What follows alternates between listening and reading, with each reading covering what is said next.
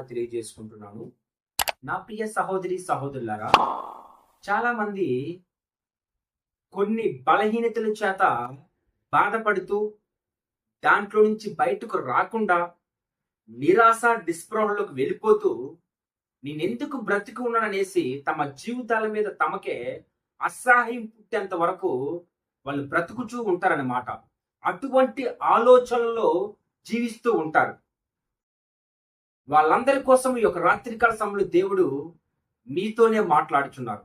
ఈ వాక్యం ఎవరైతే వింటున్నారో, ఈ మాటలు ఎవరి దగ్గరికి అయితే వెళ్తున్నాయో వాళ్ళందరూ కూడా ఈ వాక్యం ద్వారా మరలా ఆ యొక్క బలహీనతల నుంచి బయటకు వచ్చి దేవుణ్ణి స్తుతించడానికి ప్రయత్నించాలి.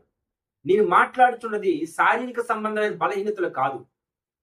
నేను మాట్లాడుచున్నది కొంతమంది దేవుణ్ణి నమ్ముకుని బిడ్డలే, దేవుణ్ణి నమ్ముకొని విశ్వాసంలో బ్రతుకుతూ దేవుని బిడ్డలుగా పిలవబడుచు ఉన్న బిడ్డలే కొంతమంది ఏం చేస్తుంటారంటే త్రాగుడుకు బానిస అయిపోతారు. మరలా ఎటువంటి త్రాగుడులో నుంచి వాళ్ళు బయటకు వచ్చారో, ఎటువంటి త్రాగుల్లో నుంచి దేవుడు వాళ్ళని తప్పించి ఆ యొక్క బలహీనతల నుంచి దేవుడు వాళ్ళని ఆ పాపంలో నుంచి, ఆ భయంకరమైన పాపంలో నుంచి బయటకు నెట్టాడో, మరలా వాళ్ళు ఏం చేస్తుంటారంటే ఆత్మీయ జీవితంలో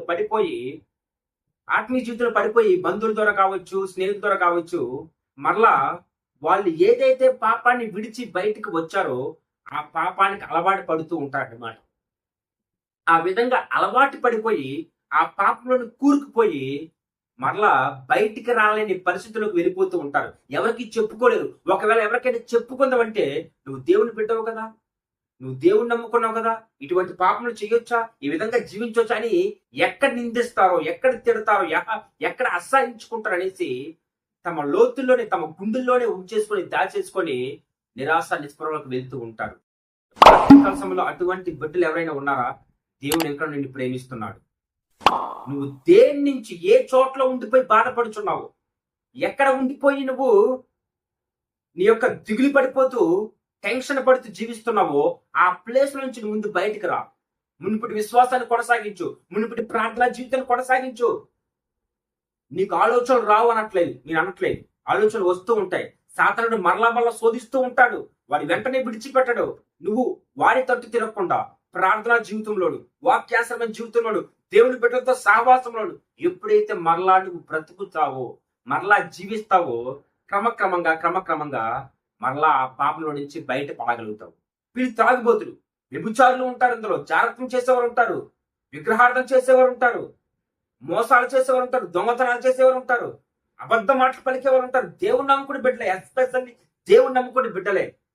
కాబట్టి ఈ వాక్యము ద్వారా దేవుడు వాళ్ళకి చెప్తున్న మాటలు ఏంటంటే, ఆ పాపాన్ని విడిచిపెట్టకుండా నువ్వు అదే పాపంలో కొనసాగుతూ అక్కడే ఉండిపోటీ ఇదే బాగుంది అనేసి నువ్వు జీవిస్తున్నావేమో, ఆ పాపమే నిన్ను ఒకరోజు చంపేస్తుంది.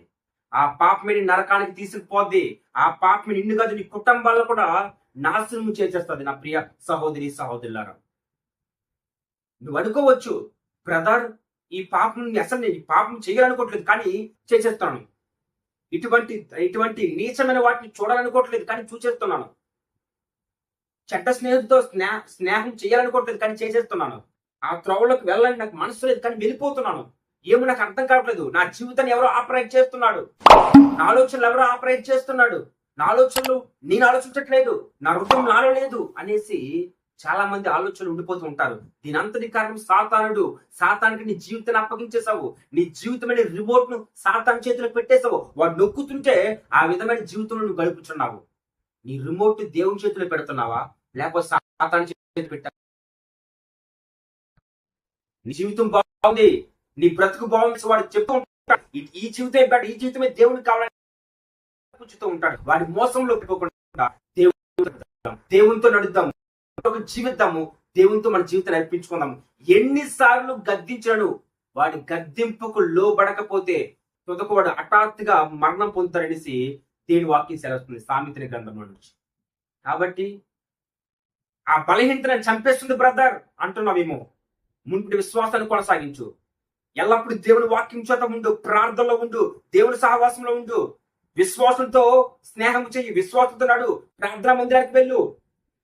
సమయం దొరికినప్పుడల్లా ప్రార్థన చేస్తూ ఉండు.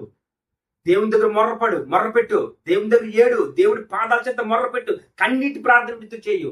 అయ్యా, ఈ ఆలోచించిన బయట రాలేకపోతున్నాను, ఏదైతే చూడకూడదు అనుకుంటున్నాను, ఏదైతే చేయకూడదు అనుకుంటున్నాను, ఎటువంటి ప్రాంతాలకు వెళ్ళకూడదు అనుకుంటున్నాను, ఎటువంటి పాపలు పడకూడదు అనుకుంటున్నాను, అదే పాపలు పడిపోతున్నాను ప్రభా, నన్ను రక్షించండి, నన్ను కాపాడండి ప్రభా, నన్ను బయట పడేయని వేసాను, నువ్వు లేకపోతే, నువ్వు కాపాడకపోతే నేను బ్రతకలేని తండ్రి అని ఎప్పుడైతే దేవుని దగ్గర మొర్ర పెట్టుకొని మళ్ళా దేవునితో సన్నిహితం సాంగత్యం చేయడం మొదలు పెడతావో, దేవుడు మరలా నిన్ను క్షమించి నీ పాపములో నుండి నిన్ను విడుదల పొందించి దేవునితో నడిపించుకుంటాడు. దేవుని హృదయానుసారంగా నిన్ను బతికించుకుంటాడు. సాతానుడు సోదరులు కానీ, సాతానుడి యొక్క తంత్రములు కానీ, వాడి ఆలోచన కానీ నీ దగ్గరికి రాకుండా దేవునికి సహాయం చేస్తూ ఉంటాడు. మొదటగా మన జీవితాన్ని దేవునికి అర్పించుకుందాము, దేవుళ్ళను ఉందాము, దేవుళ్ళని బ్రతుకుదాము. మన జీవితాన్ని దేవునికి అర్పించుకుంటూ, దేవునికి ఇచ్చుకుంటూ మన ఆత్మీయ జీవితం ముందు కొనసాగుకుంటూ చిన్న వాక్యము దేవుడు దీవించును గాక. Amen. God bless you. Praise the lord.